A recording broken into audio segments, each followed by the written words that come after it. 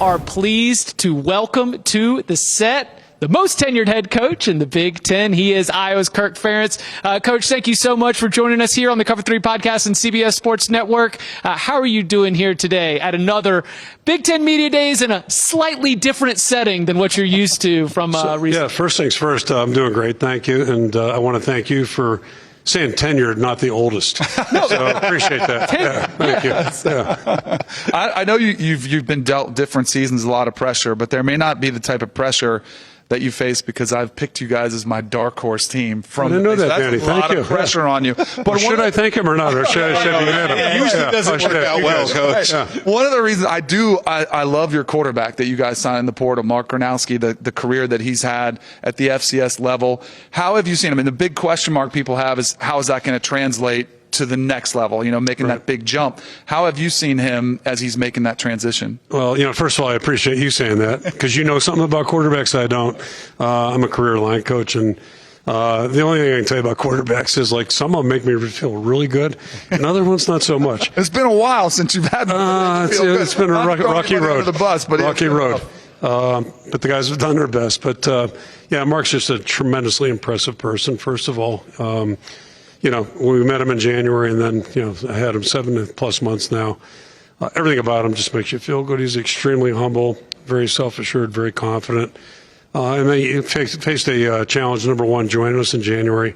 But then he also had surgery, so he couldn't train and work like the other guys. So I still haven't seen him come out of the huddle and run our offense. But I think we all feel good about him. And the question about the transition, I think that's highly overrated, me personally. I think, if you're a good player, you're a good player. Not everybody in the NFL, played in a major college. So he's very impressive background. Didn't have a Big Ten scholarship, MAC offer coming out, and his resume speaks for itself. Number one, he's a winner. And number two, he's got a pretty good skill set. And now this summer, we coming out of the surgery, we've gotten to see some of his testing results, and they're pretty impressive. So I won't give you all the details, but I feel really good about him. Of course, the quarterback wants to talk about the quarterback. But you said to yourself, you're a line coach. I want to talk about the running game that you guys have had the last few years. Caleb Johnson, I thought last season was one of the best running backs in the country. He's gone now. How are we feeling about our running back room heading into 2025? Really good, and they're kind of emblematic of our football team, quite frankly.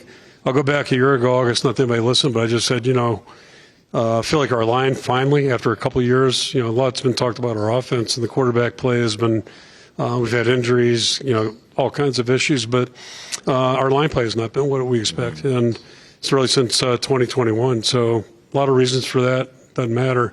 But last year's the first year we felt like we maybe could get traction, and we did in that regard. I also said if we had good quarterback play, that and line play, we traditionally have done well at Iowa. And so I think we have a chance to have both those this year, really do. And then beyond that, I think we have other guys on our team that are going to be ready to go. I think our receiver group's much improved. But going back to the running back position, it's kind of like the receiver position. I think we have really good guys in the room. And I look at this right now, I don't think we'll even know until we get through with camp who's who, what's what. And it may go in, I said this earlier, it may go into September before we know who our 1, 2, 3 guys are. But they have different skill sets, great attitudes. And Kamari jumped in, did a great job against Maryland in the bowl game last year. We'll move TJ Washington back full-time now, and he's got a good skill set.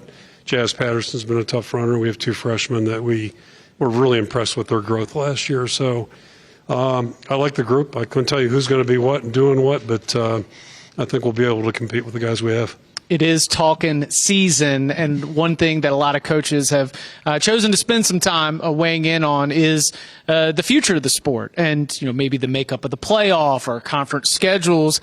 How much do those conversations or do you try to get involved in those conversations? Only if I'm asked. We have league meetings, and our commissioner is a guy who wants to know what he's got great listening skills, first and foremost, and the best leaders I've been around. I can say that. I mean, they listen really, really hard. And Coach or Commissioner Petiti has that ability. But, those are the people making the decisions, the athletic directors and certainly the commissioner. Ultimately, the presidents have to sign off. But I think we're moving in a positive direction. I'm kind of more focused on just what the rules are, and hopefully this new system that's being contested right now, as I understand it, a fluid process. But what we've lived through the last 3 years, is not sustainable. Yeah. The money, I think, is sustainable, but not the way we've operated. I hear you. Well, our thanks to Iowa coach Kirk Ferentz. Thank you so much for watching all of our coverage here from Big Ten Media Days.